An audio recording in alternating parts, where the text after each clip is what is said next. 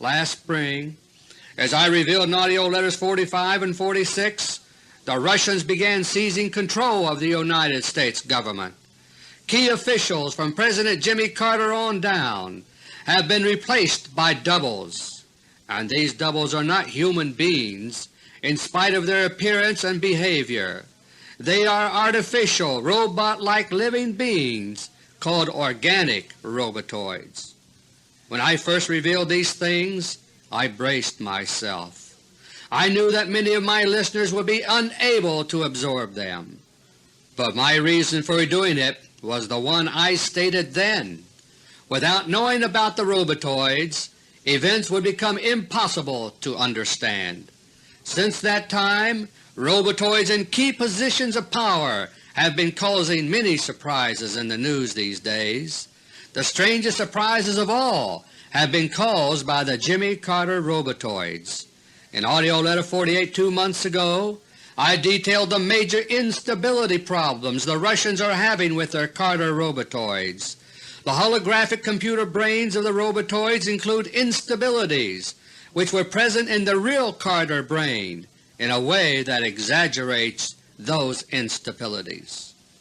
As a result, ever so often a Carter robotoid does something so unpredictable that it is dangerous to the Russians. An example was the famous so-called killer rabbit incident of a few weeks ago. A Carter robotoid told the press in all seriousness that he and his family had been attacked by a swamp rabbit while fishing. Can you imagine? The Russians want to rid themselves of the nerve-wracking problem of the unstable Carter robotoids. Earlier this month, on September 15, an attempt was made to do just that. The alleged President Carter was entered in a foot race of all things in the Catoctin Mountains near Camp David.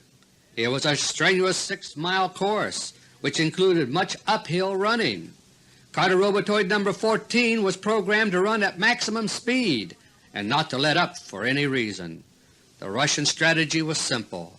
Runners who overexert themselves and who do not stop and rest when danger signs appear can do themselves serious harm. Sudden overheating, dehydration, and heart failure can take place abruptly in extreme cases. Robotoids, as I have explained in past tapes, embody a crude facsimile of human metabolism. Their hearts are relatively weak, and they live for only a few weeks or months depending on the stress problems.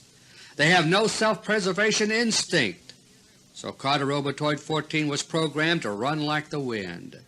It was expected that suddenly, without warning, he would suffer complete heart failure, collapse, and die on the spot. If the robotoid died before aid could reach him, everyone would just accept it as a tragic accident, and the Russians would be rid of the problem of unstable Carter robotoids. But the day of the race dawned cooler than had been expected by the planners. Carter Robotoid 14 did collapse, but did not expire instantly. His face turned a deathly greenish-gray, and he was moaning and incoherent, and yet when the Secret Service men picked him up, his legs kept running as programmed. Finally an ambulance arrived, but Carter Robotoid 14 did not use it. Instead, the robotoid was bundled off in a car to Camp David, and there Robotoid 14 finally died, too late and out of public view. The purpose of the race had been to eliminate the Carter robotoid problem in a way that would leave no questions, that is, sudden death on the spot. But there would have been a storm of questions if Carter's alleged death had been announced after help arrived and took him away. So after the race, Carter Robotoid number 15 showed up to reassure everyone.